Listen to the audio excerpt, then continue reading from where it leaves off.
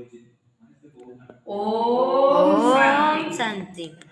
आज हूँ 27/11/25। अच्छा मीठा मीठा शिखिलते संतान मान प्रति पिता बाप दादा मधुर स्नेह संपन्न शुभेच्छा एवं सुप्रभात।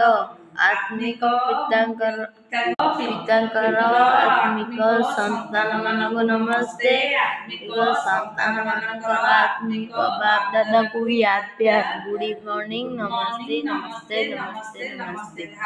मुख्य सारांश नंबर 1 आमे ईश्वरीय विद्यार्थी अटू सेथिपाई पाठ पढ़ार निशा मध्य रहू ता सहित निजर चरित्र उपरे मध्य ध्यान रहू गोटे दिन मध्य पाठ पढ़ा मिस करिवार नाही डेरी रे श्रेणी को आसी शिक्षकंकर अपमान करिवार नाही। नंबर 2 एही बिकारी छी छी दुनिया प्रति घृणा कर आसीबा उचित। बाबा को स्मृति द्वारा निजर आत्मा को पवित्र सत्य प्रदान करिवार पुरुषार्थ करिबाक हेबो। सर्वदा खुशी एवं हर्षित मुख रहिबाक हेबो। ताले बाबार छुआ कोन सर्वदा हर्षित मुख रहिबो। हस न लागु भी सबले हसुथिबो।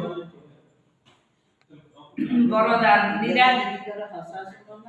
निराशा आत्मा भितरे आशार संचार करुथिबा सच्चा परम जीवन मो बळे हसी मणि भव। तब तम को चमस्या मना कोई प्रत्येक आत्मार दुर्बलता को परखी सेमानकर दुर्बलता गुडी को निज भितरे धारण करिबा बा वर्णना करिबा परिवर्ते सही दुर्बलता रूपी कंटा को निजर कल्याणकारी स्वरूप द्वारा समाप्त करिदबा।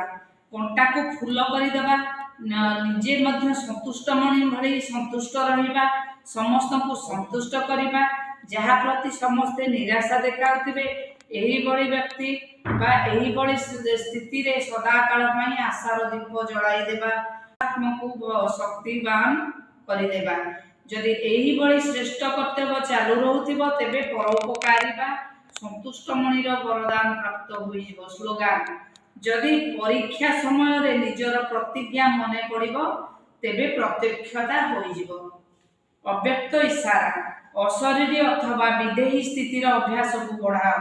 सारा दिन भितरे मझिरे मझिरे जदि गोटे सेकेंड भी मिलुछि तेबे बारंबार एही विदेही हेबार अभ्यास को करिचालो। विदेही माने तुमको जेतेबेले न भी तमे मो शरीर नु आत्मा मन मने बाबा को कहि याद करथु। सेकेंड मध्ये व्यवहार करो जदि बाहर करछ 2-4 सेकेंड बाहर करो एहा द्वारा बहुत सहयोग मिलिबो। नचेत सारा दिन बुद्धि केउठु घुरी बुलिबो तेणु विदेही हेबा पई समय लागि जाउछि किंतु अभ्यास